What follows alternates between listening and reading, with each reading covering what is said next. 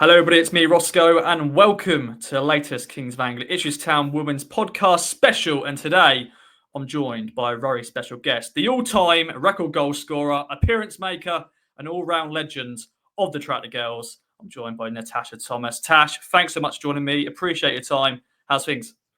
Hello. No, it's good to be back on here. Things are going really well. Of course, we've been celebrating a lot and just soaking everything up. But honestly, I think the past couple of months have probably been the best of my career so far. Yeah, it's been very busy, as you said, winning the league title. Then you've been on holiday with the girls, been to Jamaica. You've obviously had the end of season do as well. So, I'm sure this is an opportunity for you just to have a sort of reflect. And, how has that been? How was the girls' trip? I saw a lot of you girls go out there and have a great time, a good chance to sort of wind down a little bit. Yeah, definitely. I think it was one of those where we all wanted to make sure as many of us could go, just so we can soak everything up, enjoy ourselves, have some sunshine as well, because that always helps. So, yeah, no, it was really enjoyable. Everyone let their hair down as well. And I think after a long season and then 3 or 4 seasons, which have been quite tough for us, I think it was just nice that we'd all let our hair down and enjoy and celebrate the promotion. Yeah, and obviously we're going to talk about the season as a whole as part of this podcast because, it's been a season we've been waiting for a very long time for the Ipswich Town Women's team, Tash, especially yourself and a lot of the other team members in the squad because, 4 years in the the third tier. Get it right, Roscoe. Trying to get to the championship. What was the celebrations like then, Tash? Obviously you had the Cornhill celebrations. You went to Portman Road, for the Brentford game, going around and getting that, applause from the fans. I'm sure that was great. Honestly, it was amazing. I think for us, the girls and the coaching staff were a little unsure on what to take from it. But as soon as we walked out there, the fans were amazing. And even from when we walked around the pitch at Portman Road, it honestly was so heartwarming. And the fact that everyone was like standing up, cheering for us, even the opposition, they all stood up and clapped us around the pitch. So yeah, it was really good. And I think it's definitely something that we can all be proud of. And it really shows that we're all one team, one club, and we're all pushing in the same direction, really. And for us to then be able to step up to the WSL2, I think it's going to be something that we need the fans behind us as well. And hopefully, again, we can keep on growing our fan base because obviously when I first started, you probably got 20 people through the door, and now we're Portman Road, you're getting 10,000 there. Felixstowe, we got a full ground. So I think it's one of those things where they've seen what we can do, and hopefully we can keep on pushing and keep on improving as a club as well on the women's side. Yeah, I want to sort of take you back to when you first joined because it's going to be 10 years since you've been at the club, and obviously a lot's changed on and off the pitch, especially as you said the support and obviously the coaching, the players. Well, obviously we've got to sort of salute those early days because Ralph Pruden, who signed you, it was actually great to see him at the final game of the season. He was actually there, sort of witnessing this 2,000 fans and the attendance and the celebrations. It's a whirlwind, isn't it, Tash? Sort of full circle moment, like grassroots football to now becoming a championship player. Yeah, it's crazy. It's one of those things that I never thought or dreamed of. I just always knew I wanted to play football.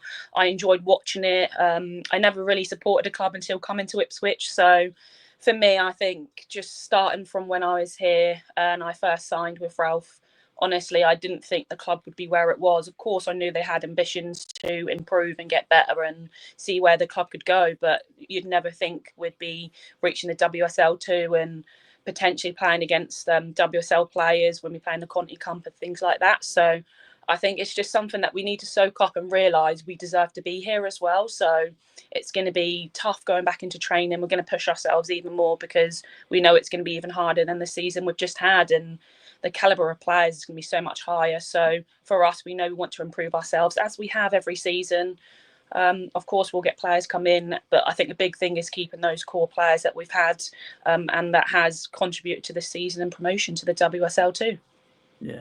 And if it's right to sort of get some insight, I don't know if we spoke about this before on the podcast, but when you first joined the club, so you joined from Lowestoft, and obviously, sadly, they're not a team anymore. They obviously dissolved, I think, a few years later when you obviously signed because just sadly a lot of women's teams do fold because of money and stuff like that. But what was sort of the training like? Obviously, I don't think we actually were officially Ipswich Town then. I think it was Ipswich Town as name. I don't think we're affiliated with the club. Obviously, since then we have. But sort of give you insight on like how the training was and how some of the pitches we used to play on as well.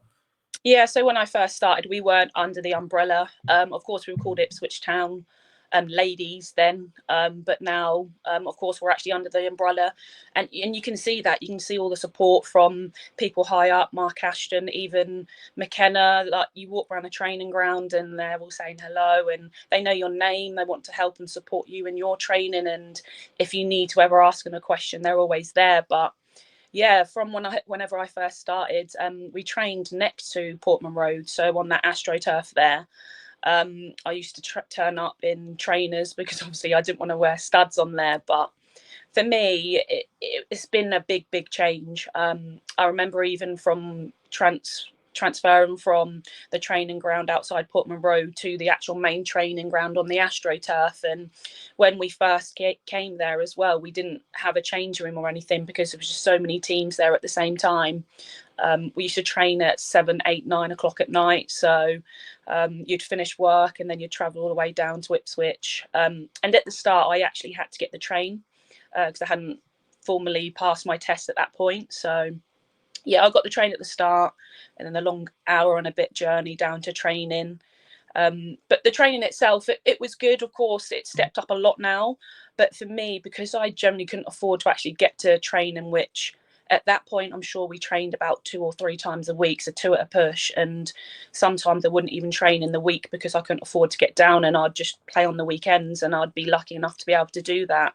Because I'm not sure many clubs would do that for players. So yeah, a lot has changed. The setup and everything. Obviously, we're near enough full time now. We train 4 times a week and games on a Sunday. I'm sure that will change a little bit. We might have some games on a Saturday now and more with midweek games. Sorry. So yeah, there's going to be a lot more change to come for us as well. But I also think what the club have done already for us in Tier 3, we're in good stead now to step up to the WSL2 and make sure we've got everything we need to be able to compete. Yeah, because the club are ambitious, and obviously the club are also going to put a lot of money into the training ground. Mark Ashton has said that, and obviously you're going to have your own space, the women's team as well, which is going to be great. You sort of do have that now, but in terms of with the training ground getting rebuilt and everything, it's going to have your own little section, which is going to be great. And obviously Joe Sheehan is leading that way, Tash. And I want to sort of talk to you and sort of review the season because it's been a whirlwind from start to finish. I want to sort of get your early thoughts on pre-season because there was some big signings in the summer. Yeah. And obviously a lot of players who have played in the championship before. You had like Nat Negri, obviously you had Charlotte Fleming, Ella Rutherford, Shauna Guyat, Angela Anderson, so many different players like that coming in. What was that like as a player who's been here for a while? Part of the furniture, seeing those sort of caliber of players, being signed. I mean, of course, you get a little bit nervous when new players are coming in, and especially when the caliber that they've played at and they know what it is to do to win a league. Because we've got a fair few of the girls that won when they played for Crystal Palace, and they've been promoted. They know how to do it. They know what it feels like. So I think that probably helped us a lot is the fact that they've been there, they've done it, they know the feelings, they know the ups and downs of getting promotion because it's never plain sailing. But also, I think the biggest thing for me was the girls that got brought in. They were the right type of girls to come in. We always look into people's backgrounds and things like that. And I think everyone's fitted in really well and everyone pushes and supports each other, whether you're in the same position or not. But for me, yeah, I think he made some great signings that definitely helped us push. But ultimately, I'm glad he kept certain players as well, because I think there's a lot of players that are still here and have been here for 3 and 4 seasons that definitely have made a big impact on us winning promotion and getting us over the line.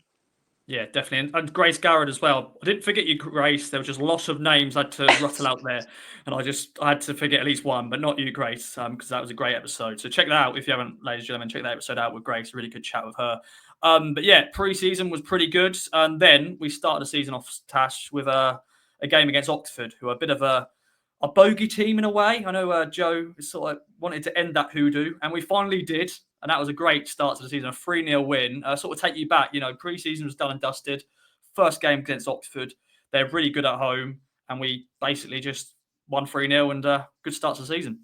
Honestly, I think it was one of those days where we always went to Oxford and always had that eerie feeling going there. But for us, it was really weird because we didn't feel like that on the first game of the season.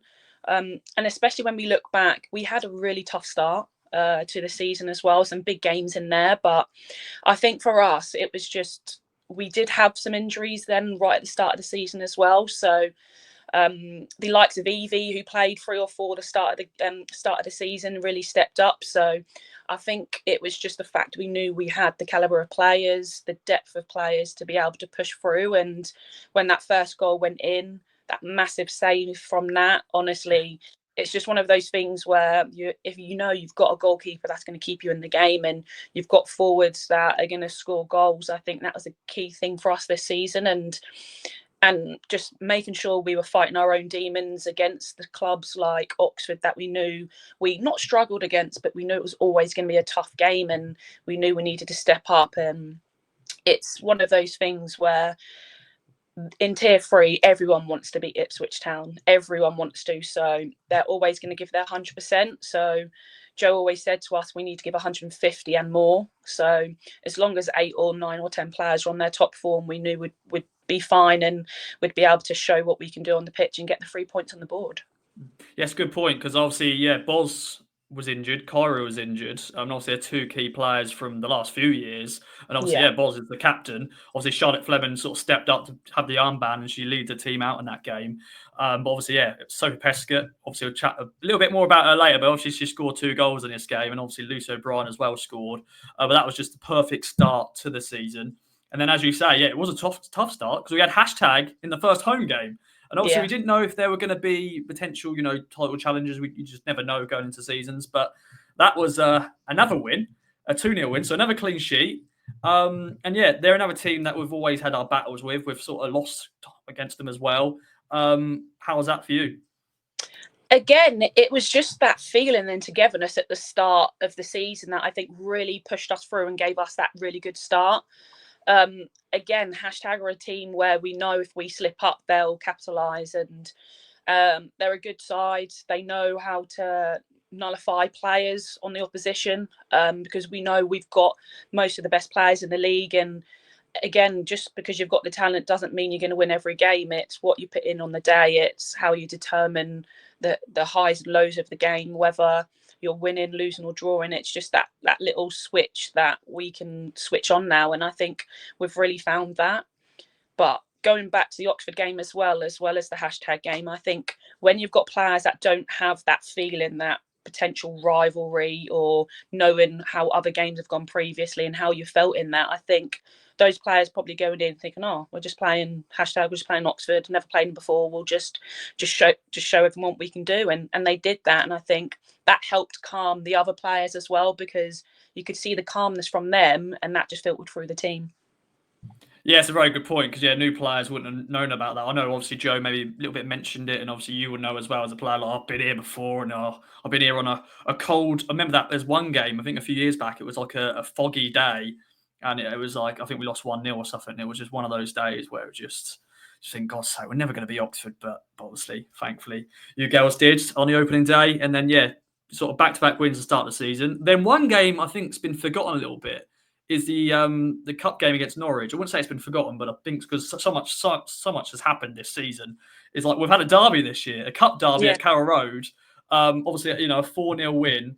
A great crowd as well. Town fans came in force. You come off the bench and scored. Obviously, yeah, Norwich. There was one stage I was like, oh God, Norwich are giving us a game here. I think it was only maybe 1-0. Or no, it was 0-0 at half time. And then obviously we went on to score 4 in the second half. But because you came on and Pescott and a few other players came on. But that must have been great for you. You've experienced derbies before, but you never played at Carrow Road, I don't think. It's been obviously normally like a non-league ground in Norfolk.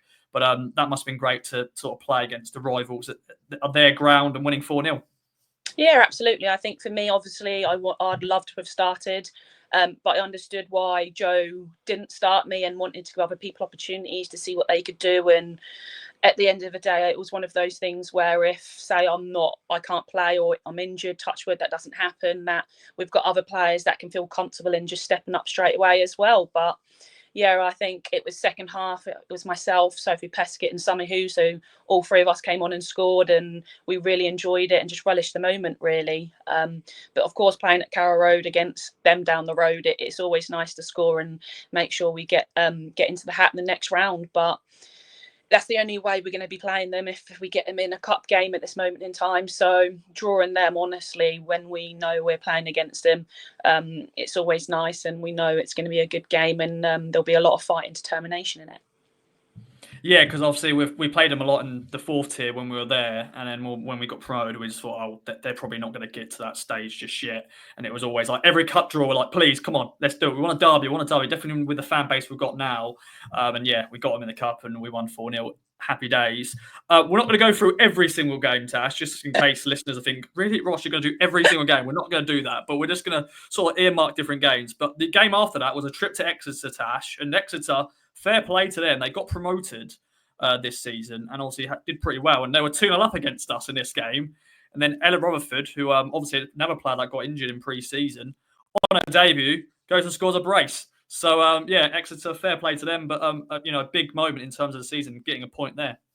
Yeah, absolutely. I think it was a weird one for us for Exeter because we'd never played them. We didn't have much footage on them. So it was one of those things where we just had to go out there and settle into the game as much as we could and try to get back into the game. I mean, obviously happy for Ella coming on her debut after her injuries because it is tough. It really is tough. And for her probably to see all of us playing and her not being able to play and all that hard work she's having to put in the background, and then for her to come on and then not to score just one but two to keep us in it, you don't realise how important that point probably was for us towards the end of the season. And I think that probably gave us leeway with some of the games we had towards the end of the season, and we dropped points here and there. And I think that gave us that little bit more encouragement of course, we don't want to be dropping points, but if we do, then we need to step up in the next games or just keep on pushing. But fair play to Exeter, like you said. They're a solid team, and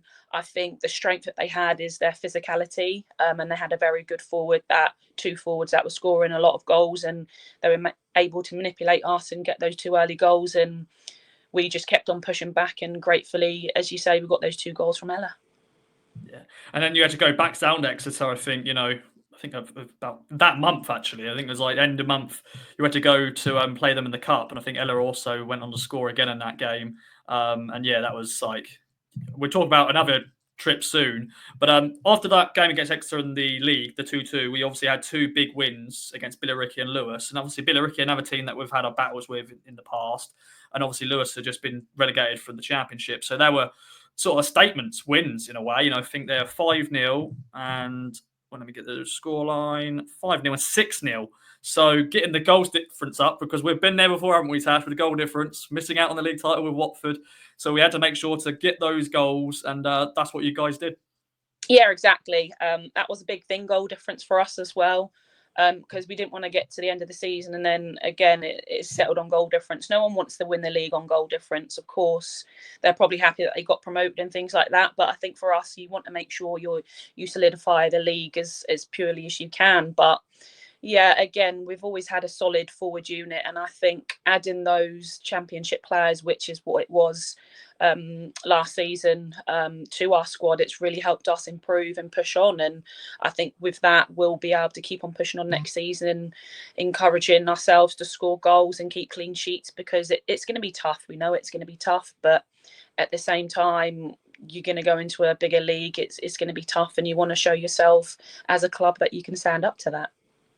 Yeah, definitely. And there's obviously some other big score lines that came after that. Obviously, a 5-1 win at Plymouth, which is always a long journey. You always want to get a good result there. I think I've always said if you go down there and lose 5-1, that's a long journey home. But when you won 5-1, happy days. Then the games against MK Dons, Tash, which I'm sure it's hard to sort of play against them sort of teams because fair play to them as well. I think they had to just basically play all their under 21s. And obviously, we were ruthless against them. In one game, you scored 5 goals. Because, as a striker, you're just going to lap that up, aren't you? You're just going to go, yep, I'm going to score as many as I want. What was that like playing those sort of games? And yeah, MK, obviously, they struggled all year, but because of the circumstances they've got. But as a striker, you just scored. Yeah, no, exactly. I think it's one of those where we won going to be like, oh, it's 100% win here. We knew we still had to play. And I think it took us a little while to score our first goal against them because, to be honest, they did sit off and try to make sure we couldn't get through and potentially get us on the counter attack. But yeah, again, it's a shame how the whole squad unfortunately did leave, and coach and staff and things like that. But it's credit to all the young players. It's only going to help them in their careers and give them the foundation that they need. And I think I saw that they're looking to get a new manager in. They got that in, which is good. So it's not nice to see, but at the same time, they didn't stop. They never stopped until the final whistle, and that's really good for them. And I hope that they'll learn from this season and go into tier 4 and hopefully push on and rebuild again. Yeah, definitely. But obviously that was good for our goal difference, definitely in the league game, and then on obviously the FA Cup game. And then after that, you scored a hat trick in this 7-0 win at Cheltenham Town. So that was a nice day for you to get another match ball. Yeah, no, I love a match ball. Me, I think that's. I don't think I got all the match balls, but that's okay. I've got a couple now, so from this season. But yeah, honestly, I think it was just one of those last season. We went away to them, and the feeling that we had when we'd left, we didn't want to feel that again. We had a bit of a slow start, and I think even though we were ahead, we just knew like we had to play better and bring it on even more. So came out in the second half, and I think we just made sure we had solidified the score and ensure that the 3 points were coming home to us, because we had so many null feelings from last season that we didn't want to replicate into this season just gone. So for us as a club, I think it was learning from our mistakes, and I really think we did that against Cheltenham away. Definitely. And obviously, we also then did a double over Oxford, which was a good thing because another team, as we mentioned earlier, that was a 4-2 win at home, which is great. And then, Tash, we had the FA Cup journey, which is another sort of, I wouldn't say a distraction, but it's just a competition that we've loved. We've had some great journeys in it. Obviously, we beat Hashtag on penalties, which was a big day. Obviously, beat Bournemouth, which was another new team we had to play. And then the trip to Man City. And that was a sort of proud performance from the girls because this is a team we want to compete with, in the future, being equals one day, hopefully. But you played in that 10-0 defeat 5 years ago. And this time around, we only lost 3-0. What was that like as a player? You've obviously got more experience. Obviously, a few players like Sophie Peskett, she was a young little nipper, weren't she? She was only maybe 16, 17 when she played in that game. And obviously, she's now, obviously had that ACL injury and obviously now been unbelievable this year. But what was that sort of difference for you? And obviously, you had a little bit more experience. Obviously, yeah, Man City are still, they had their superstars on the pitch as well. Yeah, they're a phenomenal team. We all know that. And again, we always knew it was going to be a very tough game, but we wanted to ensure that people saw us, Ipswich Town against Man City, that we have stepped up, we are improving, the investments that are coming in, it's worth it. And the more that we get, the more support and fans that we get and things like that really do help us push on. And I think just seeing the fact that 5 years ago it was 10-0 and we didn't put a glove on them at all, it was tough. And again, this season playing against them, it was really tough. But I think the tactics we had really helped, and we knew we had to be really defensive from the front all the way back to Nat in goal. So for me, it was obviously a very different game to being in the final third a lot, but we knew we had to improve and just stay as strong as we can and then potentially counter-attack against them. And to see so many, like myself and Pesk, being able to play against them 5 years ago to now and see the difference in our games, it's really nice to look back on and see actually all the hard work and determination really is working. Yeah, definitely. And obviously that brought on for the rest of the season. Then there was a sort of stumbling block because Hashtag did beat us. I'm sure what was the mood like then? Obviously you're still like in a good position, but you're like thinking, this is not what we want. It was hard. It was probably one of the hardest defeats that we had to get over and park it. But I think it was because that happened in previous seasons and we didn't want to have that feeling again. But of course, we knew it wasn't going to be plain sailing, and we knew the game itself wasn't going to be pure football, and the pitch did not allow that either, and nor did the weather. So unfortunately, it was a blip where we had turned off in the game, and they'd scored a goal, which I'm not sure if she meant the shot, to be honest. But at the end of the day, it's gone in the back of our net, and we were unable to score on the other end, because I'm sure we went up about 2 or 3 times and we could have scored, and they've defended off the line twice. So for us, it was soak this in now. it's hard to take, but we've got another game next week that we need to win. We've got to brush this off, lick our wounds, and go again. But yeah, I think again you always look back and go, oh, what if we won this game? What if we didn't win this game? But I also think, what if we won this game and then went to our next game and then lost that game, and it was a trickle effect. So again, it was just lick our wounds, get back to the training ground, and see what we can do in the next game. Yeah, and obviously you bounced back because you went on to win. I think was it the next 1, 2, 3, 5 games. Obviously in that as well, you had the Gwalia shambles. I'm calling it. That's my word, not the clubs. Because yeah, you went down there 3 times to play them, and yeah, twice. At least there was the second time you were able to play for one half, and then obviously finally the third game you finally won. But that, like as a player, that's a long way to travel, and also to prepare. And obviously the club, spent money on transport, hotels. That's so frustrating. And obviously, sadly, that's still the case in women's football, definitely in the third tier. But yeah, as a player, that must be frustrating.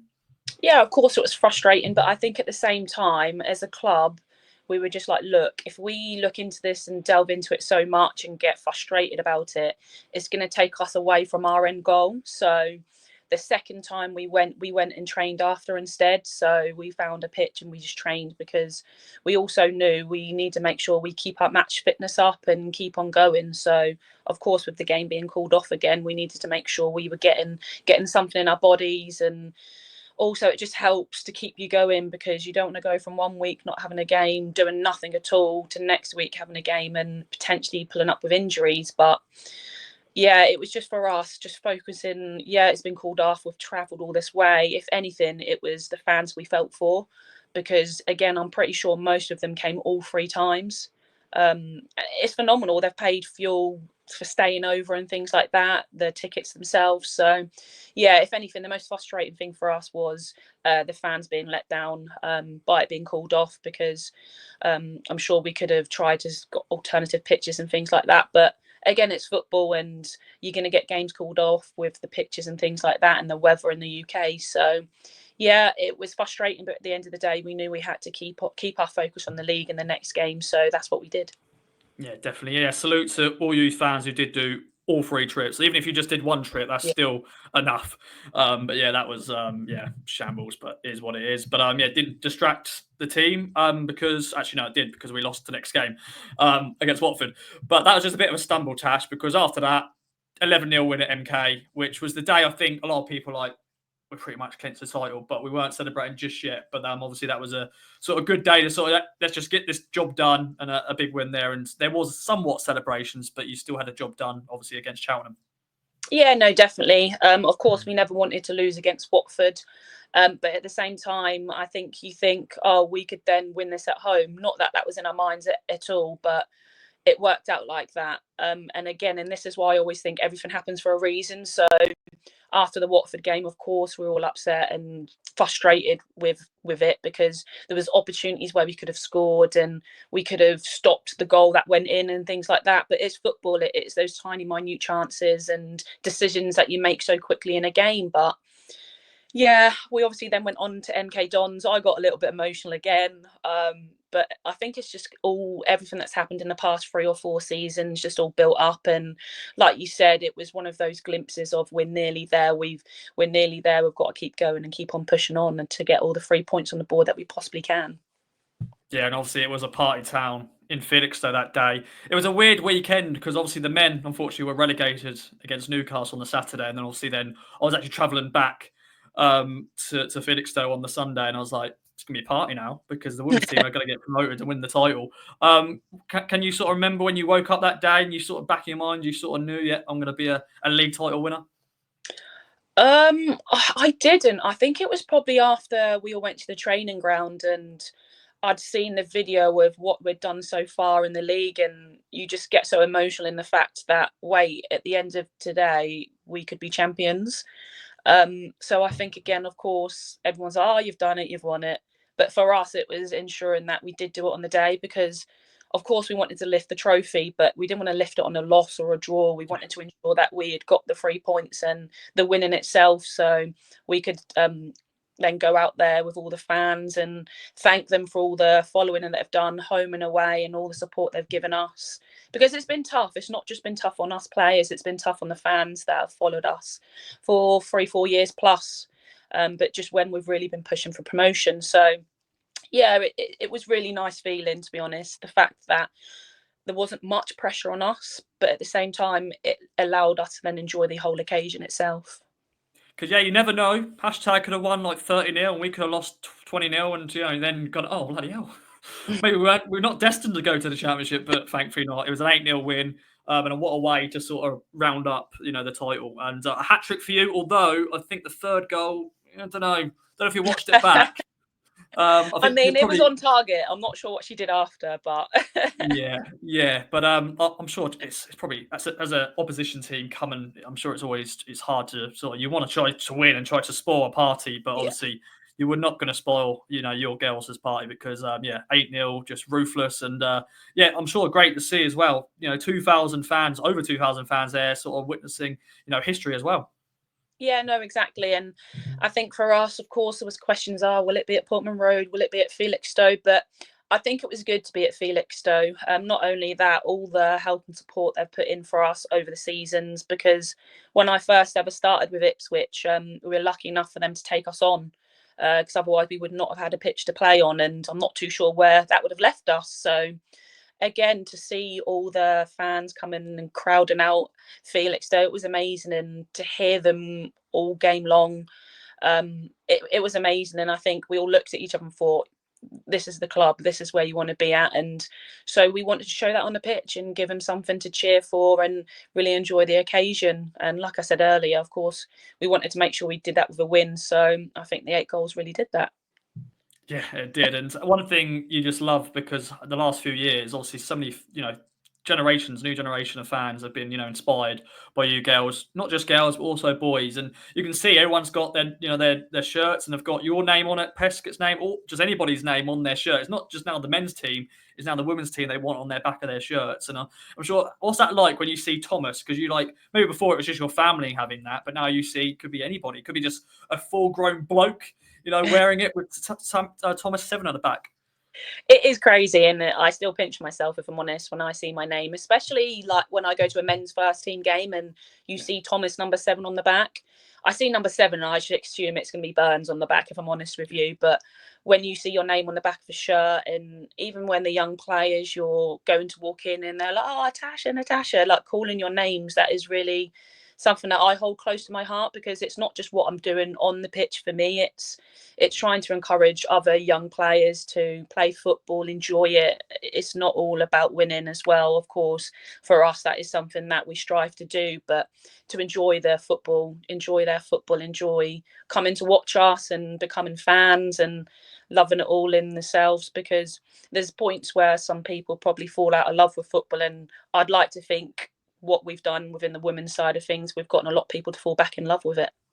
Yeah, because before it used to be, I want to be the next whatever men's player there is, but now it's like, I want to be the next Natasha Thomas, I want to be the next Sophie Pesca, I want to be the next, Somebody Hughes or something like that, because you are inspiring them. And I want to sort of talk about the team, Tash, because it has been a team effort. I think everyone has had their time in the sun this year, helped in different moments. As you mentioned earlier, Evie Williams, who obviously came in the team at the start of the season, and other players have come in. And I'm sure just in training, that's another thing as well for players. I'm sure everyone is working hard in training, even if they're not playing on the pitch, they're helping in training. Any shout outs you want to talk about? Because, yeah, we can talk about every single player, but who sort of coming to your mind?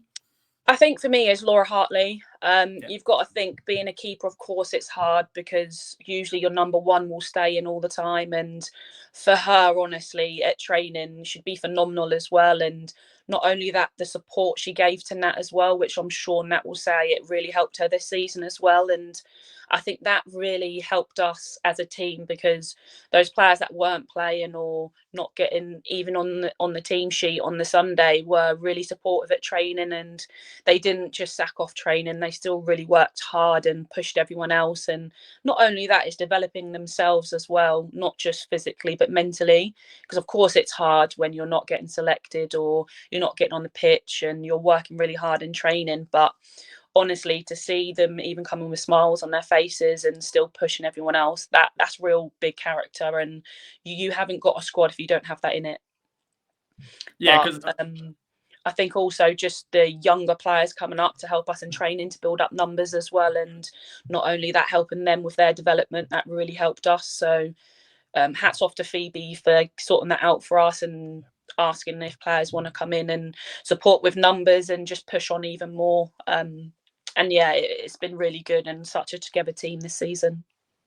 yeah, team effort. And yeah, shout out to Laura because, yeah, as well, she's there to sort of save your warm up shots as well. She's getting pelted Yeah, everywhere, getting shot. poor girl. She's had a few in the face as well. So Yeah, yeah, I can imagine. I can imagine. But yeah, shout out to everyone who took part, and obviously everyone's got themselves a winner's medal, I'm sure. And yeah, for yourself as well, Tash, it's been a history-making season because became all-time appearance maker, but also becoming the first ever senior international at the club for Jamaica. Obviously that's been spoken about, and you've chatted about it yourself. But I'm sure that was an honour to play for your family's nation, and also it must have been strange playing in a different kit. So all these years playing as an Ipswich Town player, and then putting a Jamaican kit on, it's like, oh, this feels a bit weird because I'm normally in a blue shirt, but obviously Jamaica, is close to your heart. it is. And honestly, when I did get that first call up, it was amazing. And to then walk out onto that pitch with all these players that I'm playing against, playing with, such high calibers, and you can see that in how they carry themselves, not just on the pitch but off the pitch, with their strategies to ensure that they're ready for the game, their recovery and everything like that is really eye-opening, and you can see why they are at the highest level as well. So being able to take that on board as well and push myself with everything that I do off the pitch really has helped me develop as a player, and push myself even more. But of course I want to keep getting even more call ups. I'll get all the paperwork sorted and things like that, so I'll keep on pushing myself to make sure I'm at least in their minds of getting selected for the next camps. Yeah, one thing I loved as well is obviously your name is now on the board at Portman Road, and also big shout out to Nina Yes. Mialo, obviously a goalkeeper, Philippines as well, become the second player to feature for a senior international. And of course, she's been on loan at Sudbury this year. But was that sort of a moment where you felt, wow, like you're on a board now at Ipswich Town? Oh, obviously, there's probably pictures of you at Portman Road, but now to have your name sketched in history there. Yeah, honestly, when Mark called me and said, I just need to tell you something, I was like, right, okay. I was like, what have I done? But honestly, and then seeing a video of it all getting done and my name being on there, especially being the first female, I think, again, that's a massive step at Ipswich Town for the women's side. And again, I think I was interviewed before and I said, look, I might be the first, but there's going to be countless more after me now. And the way where the club's going and the support and the infrastructure that we're building here at Ipswich Town, it's only going to show that you're seeing more players get call ups and things like that. And us now being in a WSL2 will be more eyes on our players. And I honestly think you'll probably see a lot more this season get call ups to the under 23s as well and the women's first team. So it's a great feeling for me as well, and for my family in the club. So yeah, I'm just glad I was be able to do that, and I've had that in my career so far. Yeah, it's great. And I want to give a shout out actually to another young player who actually made her debut against Cheltenham, and that is Casey J. Bonwick, who scored an absolute screamer. That because obviously she's been around the team for a while, but obviously she's had some injuries, bless her. But she's obviously come on to make her debut in this sort of promotion party and scores an absolute weldy.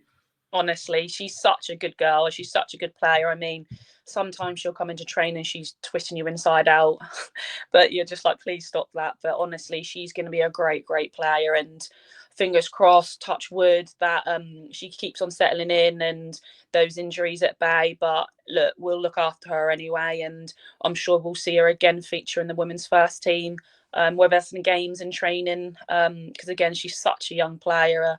The development that she can have and push on to it is going to be phenomenal. And I think she's in the right place in with the coaching staff that we've got, because they know how to produce players and push them on, because they've done it with so many. Even myself, at an older age, they're still improving me, and I'd like to think that I'm still improving season upon season. So imagine what you can do with someone that's just turned 18 years old. Yeah, it's going to be incredible. And yeah, so obviously it's not the championship next year, Tash, because it's obviously, as you mentioned, the WSL 2, the Women's Super League 2. And yeah, that's, going to be massive for the club, playing in the second tier. And obviously we're going to be playing against some old enemies, aren't we? Southampton, Portsmouth. Obviously, teams who have been able to establish themselves. Definitely Southampton. They've been there now the last few years. You looking forward to playing against them again? I am definitely. I think it's one of those where it was such good games in Tier 3 when we played them both. It was always a really good game. So, say 2 years, a year down the line since we last played them both, it would be good to see where we're at, because I'd like to think we've improved a lot. And since then, we've learned a lot off the pitch as well. So, yeah, I think that's definitely 2 games that I'm looking forward to playing in. But yeah, Tash, I want to sort of talk about what's currently happening with Blackburn, sort of get a player's point of view on it, because sadly they've got to withdraw from the WSL2. Not their second year in a row it's happened, because obviously Reading had to do it this season. Now next season, Blackburn have got to do it. And yeah, as a player, I'm sure it's hard to see other players, be in that sort of situation. And luckily with Ipswich, it's been back so well with the owners and everybody else, and hopefully it never happened with us. But it's sad to see.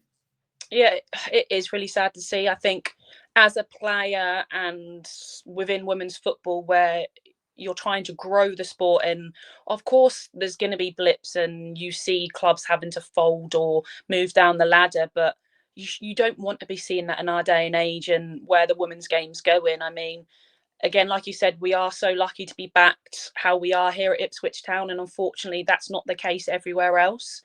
But again, I've got some friends there and people that I've known and played with previously, and unfortunately it's happened to them before as well at, like you said, Reading. So again, the women's game's growing, but there's so much more to go.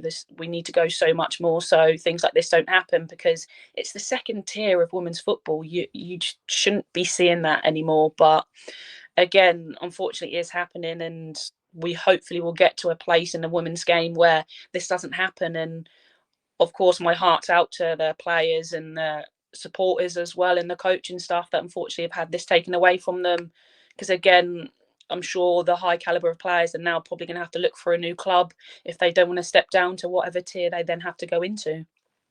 Yeah, and well, Joe, could be doing some scouting, maybe have a little look. We shall see. But yeah, it's going to be an incredible season next year, because obviously history being made with Ipswich Town Women playing in the second tier. Tash, what's your plans in for the off season? You've already been on your holidays as maybe team, but you got any plans yourself? Obviously going to get ready to get yourself ready for a pre-season, but you've now got just over a month to sort of get yourself off on holidays. Well, I think I've done most of my holidays at the moment. I think I'll now be settling into a new routine, just to ensure that I am steady and ready to get back to it.